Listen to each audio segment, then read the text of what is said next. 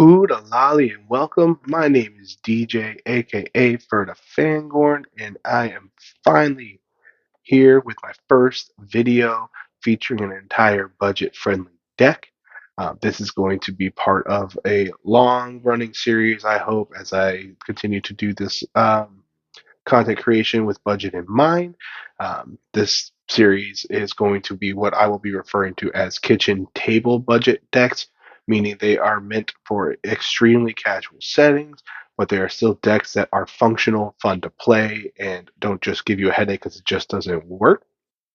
My guidelines for these decks are pretty simple. The deck itself will not cost more than $50 if you had to go out and buy every single card of this deck based on the TCG market price at the time of recording. There will not be a single copy of any card in the deck that costs more than $10 for that individual copy. If there's anything that comes close to that $10 mark, I will do my best to keep it at most to a two of. Um, Meaning that half your deck value is going to come from two cards. Hopefully, you might already have one or two of them, or they might be something you can maybe get away with changing out. And again, with this being a super budget friendly deck as well, it doesn't have to match card for card. You could easily make some swaps here and there because these are aimed for the more casual play. People who ought to play with their kids, maybe just find a night every week or so, once a month or so, to play at home with their loved ones. This is not meant to be super competitive in any way. There is endless content for the super competitive scene of this game, but I think the heart and soul of this game is truly with the more casual, semi-competitive player who might go to the occasional store set championship, maybe like a small 10 to 15 person tournament here and there. I think that's really where this game thrives. I think this game has so many cards that are so much fun to play with. There's so many deck builds that are so much fun. Um, you can tell Ravensburger puts in a lot of work into those type of decks and the casual scene with how they print their cards, and each set kind of has a different approach with some kind of theme in mind. It feels like it, especially as the last few sets have come out. I am really excited to start this. Today's video will feature an Amber Sapphire Princess theme. I cannot wait to do this, and I hope you enjoy. Welcome to my deck tech video. This is the deck itself as we're looking at it. Um, I'm going to scroll up here and you can see the deck itself costs $35 today to build from scratch. It is a lower curve deck. Most of the stuff tops out around 4 cost. Um, and it goes fast. It's kind of an aggro style of build. This is my Fairest Guardian princess themed deck, and let's just get start talking about it. We're going to start off with our characters and move from there. We're going to go by cost. So our first card we're going to talk about will be Vanellope Von Schweetz, Sugar Rush Champ. She is a 1 cost inkable vanilla 2/2 quest for 1. Pretty straightforward card. She is a hero and a princess, which is really the main theme of this deck is heroes and princesses, and you'll see why as we go through this video. She's also the shift target for a bigger Penelope that we will be talking about in a few minutes here. But nothing crazy about her, just a standard 1 cost character. Fits the theme of the deck, and a card we definitely want to see turn 1. Up next, we're talking about Grand Duke Advisor to the King. We run 2 copies of him in this deck. He is a 2/2 quest for 1. He is not a hero or a princess, so he's one of 2 characters that don't fall into those categories. Um, but he is essential to the deck. He has Yes, Your Majesty, which grants all your prince, princess, king, and queen characters 1 extra strength. Because one thing you're going to notice as we do this video is princesses and queens tend to not have a ton of strength. They have a lot of willpower, and so they trade that out for their strength. So he helps mitigate that weakness that a lot of your characters are going to have. Up next is a 2 cost Anna Braving the Storm. She is a hero and a queen. She has 1 strength, 4 willpower, quests for 1. The reason she is here, though, is because she was born ready. With her ability, I was born ready. If you have another hero character in play, she gets +1 lore pip on her, meaning just about any other character in your deck is on board and she's on board. She's going to be questing for 2 with that 4 willpower. It is a phenomenal card. Do not underrate this card. She will win you games She goes fast. She helps rack up a ton of lore. She is hard for your opponent to get rid of typically because of that 4 willpower. And she is just a really good card, a very strong common card in casual builds. Up next is our third 2-drop character, Aurora Tranquil Princess. We run 4 of her in this deck as well as 4 of the Ana. And she is a 1 strength, 3 willpower, 1 quest, but she has ward, meaning your opponent can't choose her for anything except for challenging. So no actions, songs, abilities your opponent uses that says they have to choose a character can be used on her. She is there. Mainly, we have a couple other Auroras that both shift.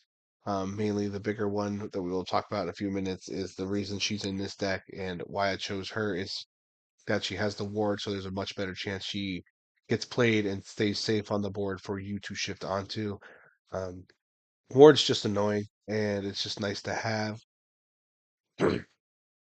Up next is Julieta Madrigal. She is our other non-princess, non-queen, non-hero, but she's here because we need card draw, and she's one of the only budget-friendly options we have. Typically, in a more competitive style, a much a more competitive build of this deck would feature Rapunzel healing, gifted with healing. But that card alone costs about double what this deck costs for a single copy, so she will never be on this channel. Um, so if you have a copy or two, I would immediately swap the Julieta out for that Rapunzel if you happen to already have them. But what Julieta does is she has signature recipe that you can play her. You can remove up to 2 damage from a chosen character, and then if you removed any damage, you may draw a card. Um, you can remove damage from an opponent's character if need be, if you're desperate for that card draw or you already have an answer for that character, and you don't have damage on board for your own. I don't think that situation really arises much, but it is an option. And then she's also got that 1 strength, 4 willpower. So she's got a big body. She is annoying to deal with as well once she's on the board. So even though she's only questing for 1, there's a good chance you'll be able to quest with her a couple times. And being able to put a card in your hand is always nice. And then with princesses having all of those high willpower, there's a good chance you have characters that have been challenged into once, or you've used the challenge with damage on them, and you'll be able to heal them up. Up next is one of my personal favorite cards in this entire deck, Moana, Determined Explorer. I have her at a full playset of 4. She is an uninkable 3 cost character. She is a hero and a princess. She quests for 3. She has 3 strength, 4 willpower, quests for 2. I like an overstated card. This is one of the best cards you have for challenging in this deck, as she does swing for 3. She's still got the high willpower that princesses are known for with 4 willpower. And on top of that, she can also quest for 2. She is just a big presence on the board, especially early in the game. She's a threat to your opponent's character. She's a threat to quest for a lot, so it's going to force your opponent into some probably less than ideal trades to get rid of her. She is just really, really strong. I definitely recommend running her at a full playset of 4 in this deck. She really gives it a little bit of teeth and a little bit of protection. Up next, we have our most expensive card in the deck, Tiana, Restaurant Owner. She is a 3 cost uninkable as well. She has 1 strength, 4 willpower, quests for 2. She is the most expensive card in the deck at $5.14 a copy. I do only run 2 of her in this deck as she is kind of more of a techie type card, so it costs you about $10 to get the 2 copies you would need if you don't have any. I do recommend grabbing a copy or two because she is just a really good card, especially if you like princess decks. She's one you're going to want to have. She has special reservation, which is whenever a character of yours is challenged while she is exerted, the challenging character gets -3 strength unless they pay 3 ink. And as you've seen already, with just a few princesses we've touched on, they all have a lot of willpower. So that -3 strength is going to be a huge headache for your opponent trying to challenge into any of your princesses to get rid of them. Um, and then making them pay 3 ink. It's just a really good way to slow down whatever your opponent's doing to force them into answering your board. She's also questing for 2, so they want to get rid of her for multiple reasons. That still applies to if they're challenging Tiana and every other character on your board. They have to pay that 3 ink to not have -3 strength, which is huge. And then on top of that, the chances of them being able to swing one character into a princess and get rid of it isn't very high, especially early in the game because they all have a lot of willpower. She just creates a lot of problems for your opponent, and it's just a really strong card. There's a reason it's a legendary. That's a reason it costs $5. Up next is a four cost character. She is Inkable Snow White, Fairest in the land. She is a hero and a princess. Princess. She has 2 strength, 2 willpower quests for 2. Stats are very underwhelming typically for a 4 cost character, but she has hidden away, which states that she can't be challenged. The only way to get rid of her is by using some kind of effect, ability, or maybe something for somehow like forcing you to use her to challenge into your opponent. But she is just a problem. She can sit there and safely quest away, quest away, quest away until your opponent either has some kind of action or song to get rid of her, some kind of ability to bounce her, get rid of her, or something. But she just creates more headaches for your opponent, and that's kind of what we're trying to do here, especially mid game. We put down some of those more affordable princesses that are questing for 2, and then we're trying to protect them with the Moana Tiana. Then not only throw Snow White into the mix, it just becomes a real headache for your opponent. Up next is the big Vanellope von Schweetz that we talked about earlier when I mentioned the first one, Sugar Rush Princess. She is a 4 cost inkable, 2 strength, 4 willpower quest for 2. She does shift for 2, so there is a world where you get her out on turn 2, and you've got a 2/4/2 on board, which feels really good. But my favorite thing about her is her ability, I hereby decree. Whenever you play another princess character, all opposing characters get -1 strength until the start of your next turn. That ability also stacks, so if you have her out and you play 2 or 3 princesses, all of your opponent's characters then lose 2 or 3 strength until the start of your next turn. And it's really nice because it could either open up the door for some challenging into characters and your princesses take a lot less damage that way, or you're free to quest with them because now your opponent's characters aren't strong enough to get rid of your princesses in a challenge. It's just another way to protect your quick questers, and it's just a fun card. We're here for the theme. It's just great. You run a ton of princesses, so there's a good chance you could trigger this with ease on every turn, and it just becomes a real big problem. Up next is the other Anna that we run in here. She is a hero and a queen. She's a 4 cost, inkable, 2 strength, 4 willpower, quest for 2. She has Let Me Help You that whenever she quests, your other hero characters get +1 lore this turn. And besides Grand Duke and Julieta, that is all of the other characters in your deck. So now, not only is say that Snow White that can't be challenged, or that Moana that's overstated, or the Tiana, all of a sudden they're all questing for 3 after she has quested. So you definitely want to make sure you quest with her first if you have her on board. Give everybody that extra lore, and then you're just off to the races at that point. And if you do have 2 of her out, it does stack. So if you quest with you say you have 2 of these Honest True Hearted out, you quest with one of them, everybody gets an extra lore pip. That other Anna now is questing for 3, giving everyone a second additional lore pip. So that Moana, Tiana, and stuff is questing for 4. And it's just a really, really strong card. And it's just really, really speeds up the game for you. This deck does want to go fast as it doesn't have a lot of the great control measures. It's not great on the removal.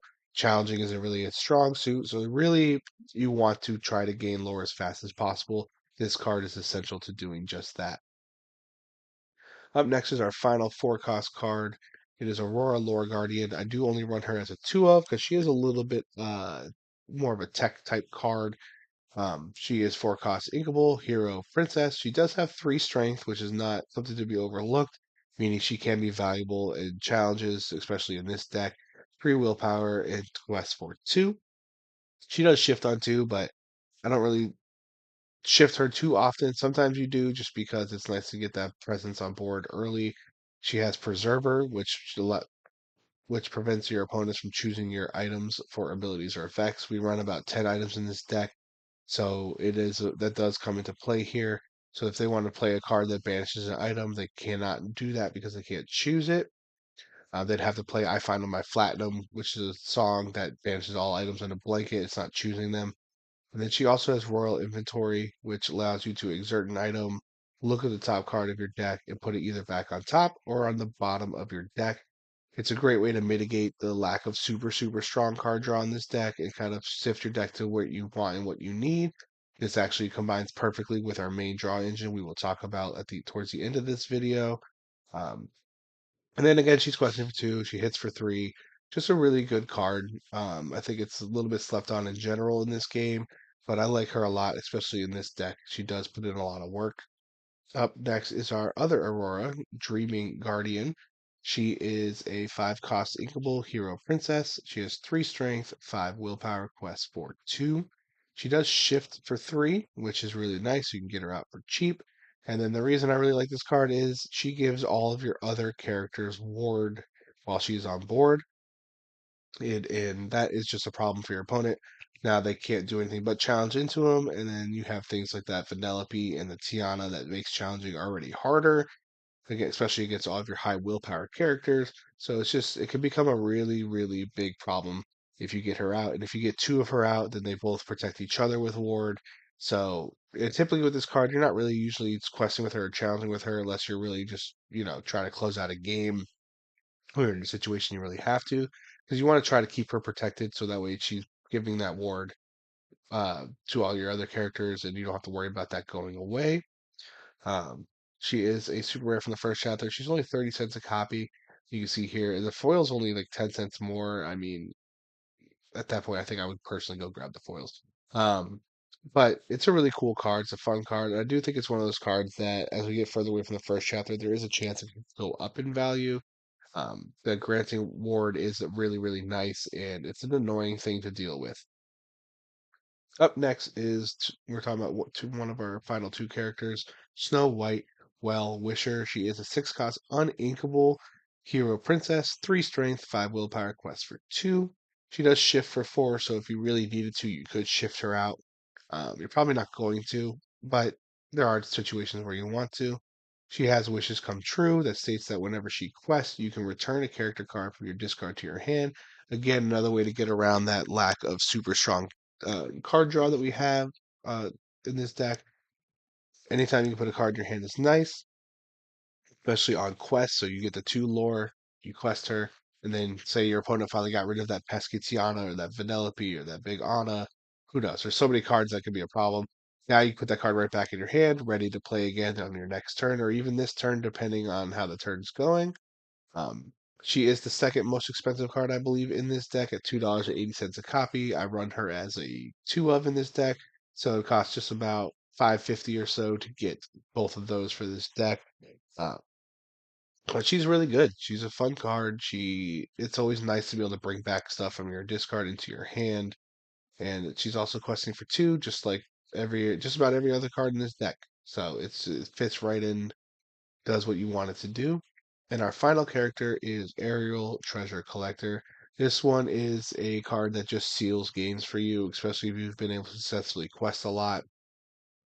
She is a 6 cost uninkable as well. Hero Princess, 3 strength, 4 willpower, quests for 3. And she has ward. I already love anything that quests for 3. It's always worth looking at. Give it ward, and I am totally on board because there is almost a guarantee you're going to get that 3 lore when that character has that. She also has the girl who has everything, that while you have more items in play than each opponent, she gets +2 lore pip. And we're running about 10 items in this deck, so in a casual setting, there's a good chance that you'll be able to get those extra 2 lore. But even without it, the ward in question for 3 is really nice. And then pair that with, so you have one of those Annas out, she can quest for up to 6. It's just a really nasty card. There's a good chance when you get her out, you're already sitting around 14, 15, 16 lore. And that's just, there's not much your opponent can really do at that point. She is really good at sealing games, but because she is such a high cost uninkable, I do only run 2 of her in this deck. Um, but she is essential. I definitely recommend getting her because you're going to want her. So moving into our non-characters, we have 2 songs we're going to talk about in this deck. The first one, we run 2 copies of How Far I'll Go. It's a 4 cost uninkable song. It lets you look at the top 2 cards of your deck, put one in your hand and the other into your inkwell face down and exerted. So this card is kind of letting you search a little bit, not super deep, but the top two cards, you can pick one, put it in your hand, and one into your inkwell is nice. So you're upping your ink total. So if you play this on turn four, and then you did your regular ink, your next turn on turn five, you'll have six available. Did I do that right? Two, four. You'll have six available after you ink that turn. Or even if you don't want to ink something in your hand, or say your hand's kind of stuck right now, you don't have anything to ink and you need to, this is a good way to get around that. Um, but it's a nice card. It's a strong card. I only run two of it because we don't really care so much about the ramping, but it's still a decent. Be able to sing it and play it for free, and then put a card in your hand is still nice. So I do like it in this deck. Next, our other song is Let It Go, our only form of hard removal, and I want to say it's the third most expensive card in this deck at $1.38 a copy. I do run a full playset of it. I do recommend getting a full playset of this card, especially if you like Sapphire. Sapphire doesn't usually have a ton of great removal on its own, unless you pair it with another color that does that well.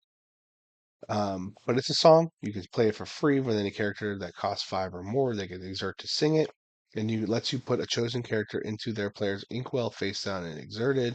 So if your opponent puts down a big problematic character and you have no way to really challenge it with your princesses that are a little bit weaker for challenging, this is a good way to just, I don't want to deal with it. Send it to the inkwell. It's gone.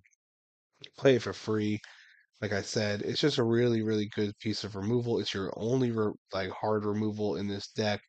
So I definitely recommend getting it up to a four. If you don't have four, three of still feels pretty good, but it is really good. It's strong, and it can really just see another thing that can really close out a game for you because this deck does want to win fast, and you could just take out your opponent's biggest threat, protecting all of your princesses that are just questing like crazy. And it's just a good card. I really can't recommend it enough for this deck.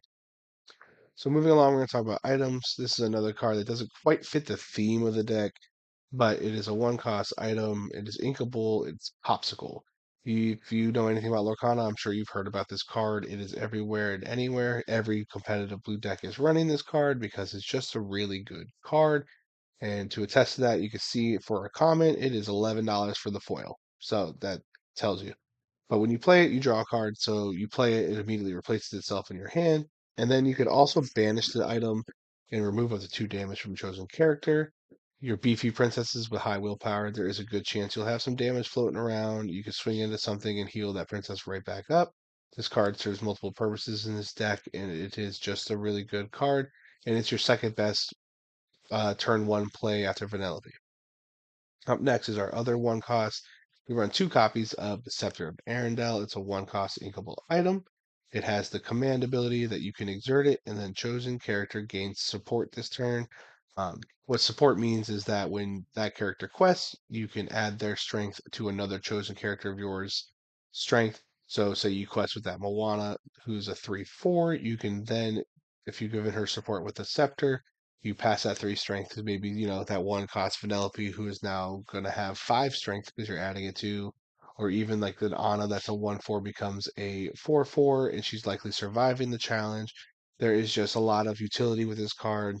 Even just adding one extra strength, it sometimes makes a difference. So you're using that Tiana, you quest, you pass that one strength to that Aurora, that Anna, and give it to two. Sometimes that's enough to make a difference.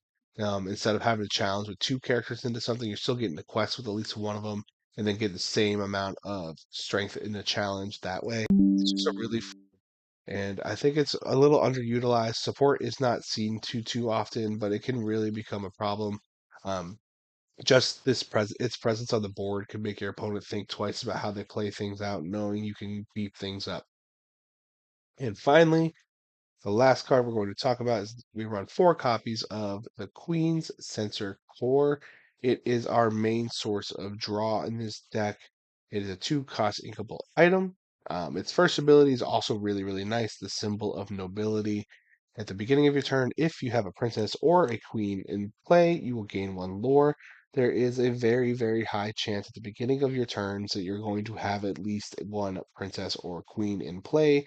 So this item is going to be constantly also adding to your lore total, helping you go fast, helping you close out games.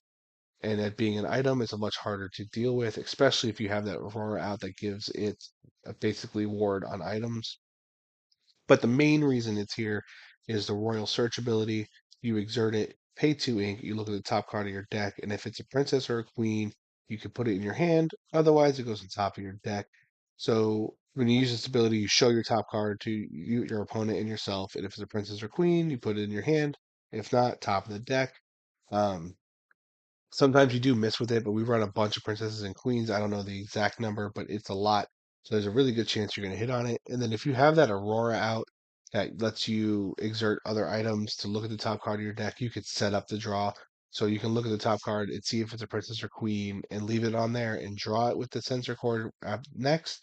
Or if you see it's not a princess or queen, you send it to the bottom, increasing your chances of actually drawing a card. This is your best piece of draw in this deck. It is really essential to this deck. If you don't have four of it, get four of it. Um, and I know it costs two, but typically I'm looking to play it on turn four, if not maybe three or five, depending on how the game's going. I don't really like it on turn two because it just sits there. It does gain you lore as it sits there typically, but I don't like not being able to at least use that Royal Search ability right away. But it's really good. It's a key piece of this deck. And that's going to do it talking about this deck. As you can see, we run 12 unequables in this deck. So it's a little high, but not super high.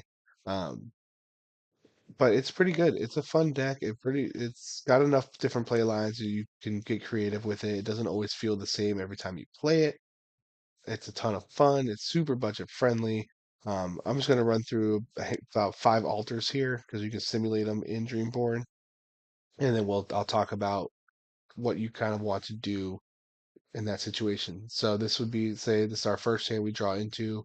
We don't have any of our one costs. My biggest rule of thumb is if you see Snow White, Aurora, or how far I'll go, you're immediately sending those away no matter what. Tiana's and Moana's probably as well, just because we want to keep inkable cards in our hand. Right. Because it just gives us more wiggle room early in the game. Snow White's going to go because she can't be played till turn four. I'm going to get rid of that. Sorry about that. We're gonna get rid of that Aurora as well because she can't come out to turn five. Technically, three she could shift onto this one, but we don't need that till later in the game. That ward ability.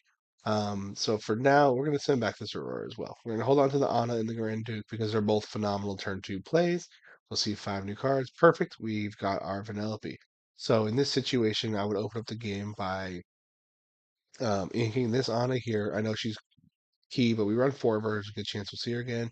We play the Vanellope, and then depending on what your opponent does or what we draw next, we're probably going to play the Ana because we do want to kind of go fast.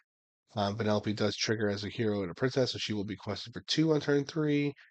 Turn three, then I would either play Julieta to draw a card if someone took some damage, or the Grand Duke to beef up Vanellope as a 3 cost and maybe swing her into something to get rid of it, or even shift her and put on turn three. Um, but this gives you a lot of options on turn two. You could even shift her on turn two if you wanted to, but I prefer not to leave a single character on board. I like to kind of try to build out my board a little bit in this deck. You kind of want to go a little bit wide. It just because as you add in those princesses, there all of a sudden you've got 3 or 4 characters with 4 willpower. It becomes a problem for your opponent. All right, we're gonna do another one. Let it go costs 5, so we're not playing it for a long time, so that's gonna go and that's gonna go. Tiana will go as well, but we have a 1 cost card, so that's good. We're gonna keep the Julieta, the shift target, and the Aurora. They're all inkable. They're all could be played in the first couple turns. And there you go. So I'd open up the game by inking this Aurora, playing the Vanellope. Depending on how things go, probably inking this Snow White here, either shifting or playing Grand Duke. I'd probably opt for the Grand Duke personally, maybe even Aurora. It depends on what your opponent's doing. If they say they don't play a character you're not going to be challenging anytime soon, I would definitely opt for the Aurora because the Grand Duke I do like to use as a surprise sometimes because people don't expect it. All right, let's go into our third new game. So here we're going to send back that. We have 2 of these Moanas. We don't want those in our 2 of them in our opening hand. We've got our turn 1 and 2 plays. We're gonna send back Moana because we do want inkables. If we had more cards we like that we were keeping, I would definitely take the chance and keep her.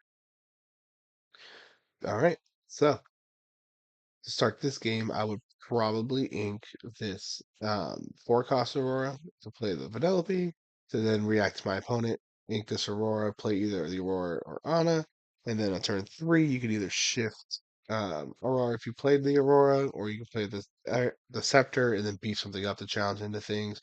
kind of react to what your opponent's doing. But this is not a bad opening hand. It's a lot of inkables, so it gives you a lot of wiggle room.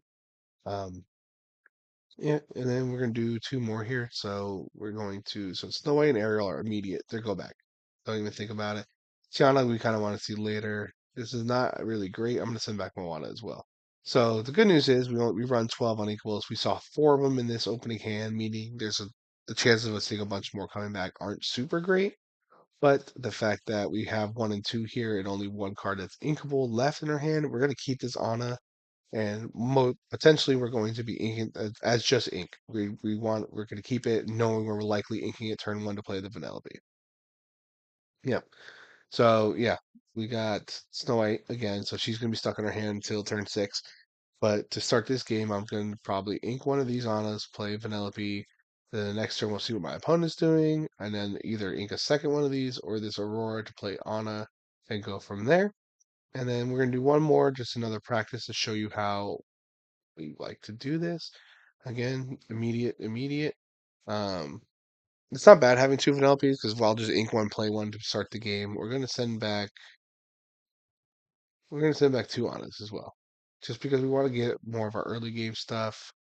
That's kind of rough, not gonna lie, but it's not the worst thing because we can ink a Vanellope, play a Vanellope. We could ink this Aurora, play this Aurora, and then we could shift this Aurora on turn three. And then she could sing Let It Go immediately on turn three if there's something happens like early in the game you really need to deal with, but also just poses a threat. Give that ward early, and we kind of see where we draw into from there. Um, Mainly, you just like seeing Vanellope turn one is ideal. Popsicle is the second best scenario. Worst case, you're playing Scepter or nothing, and that's fine. I mean, this deck can pick up speed pretty quickly. But it's a pretty fun deck. It's a great deck. I like it a lot. I've run dozens of games with it.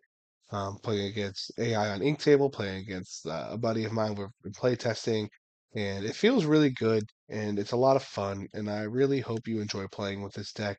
But that is going to do it for the deck tech portion of this video. Thank you so much for tuning in today. I hope you really enjoyed this video. I hope you enjoy playing with the deck even more. I hope it gave you some great ideas to build with your own collection, whatever you may have available. I do have two more decks that I have already tested and stuff, and I am Prime to share. They're going to feature the other four inks. So that way, these first three videos, you won't have to pull cards from the same ink if you're trying to do it with someone else in your house or a friend or something to avoid any extra cards needed in the pool. Um, I've been a very budget minded player from the beginning, so I understand how that works. So, with that, I am really excited to be officially launch this series. I hope you guys enjoyed the content. If you have any comments, questions, let me know. I look forward to any and all feedback, good, neutral, negative. I do not care. I want to hear back from you. I want to learn where I can grow, learn how I helped you. And I'm just really excited to be here and doing this. And with that being said, be love, be you, and God bless.